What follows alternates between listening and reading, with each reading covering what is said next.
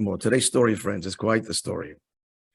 Now, these are stories we've been telling you these. I mean, recently, as I just get them on my WhatsApp, by the grandson who's writing these stories, that his name is Osher, he's named after his grandfather in Miami. So his father, Yoska Sasonko, my age, passed away, was a shtickl mashpia in Miami. His father, he came out as a kid with his father from Russia, and beautiful stories we've told you about the Keruvim that he had from the Rebbe. The father who passed away, my age, whose son is now telling over the stories. So this is a story with the ZHID. We showed you a picture of him, but also he was a fixture in 770. He was an iconic person. The Moishe Sasonkin story. Chassidim in Russia faced many hardships under the communist regime just for being Jews, especially since they kept Torah and mitzvahs. Often the government would target a chassid and arrest him for crimes he never committed, sentencing him to years and years of prison, or worse, Achman Litzlan.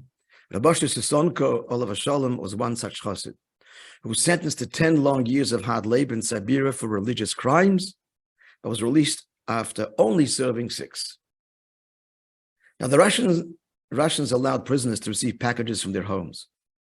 Rabbi's wife, Rebbe Frieda Sasonko, Olav Shalom, would send him packages from time to time.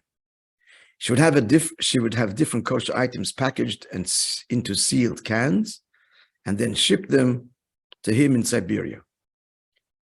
When she received a letter from Rabbi once stating that he was bored and he had lost his book and had nothing to read, she understood that he needed a new siddur. So she would arrange to deliver one to him. Every year around Hanukkah time, she'd prepare a package of matzahs. Friends, this is a story for post-Pesach as you'll hear, to be shipped to Rabbi Osher for Pesach. Not having the greatest faith in the Russian post, she would travel herself to the closest town to his Siberian prison that non-prisoners were allowed to go, and ship the matzahs from there. So she's traveling, I don't know, probably for weeks to get there. These extreme measures gave enough time for the matzahs to arrive so that Rabbi should be able to fulfill the matzah and have what they eat on Pesach. Fulfill the mitzvah and have what they eat on Pesach. One year, the matzah did not arrive before Pesach. Even though one may eat chametz in a life-threatening situation, Rabbi would not eat anything other than some sugar and water that he had. On Shvi Shel Pesach, as the prisoners were lining up for account, Rabbi hadn't eaten for almost 8 days and had no more strength left, collapsed, and fell to the ground. While falling, he heard a non-Jewish prisoner behind him telling his friend gleefully, "ZHID PADACH, the Jew has expired." This is a very derogatory and anti-Semitic form of speech. Rabbi, lying on the ground, got so upset that they would speak about a Yid in such a way. He felt a wave of strength invigorate him and got back up to stand amongst all the other prisoners. He would have stayed and died there.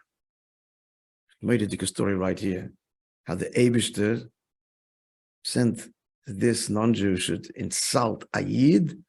Rabbi heard this, and he stands up.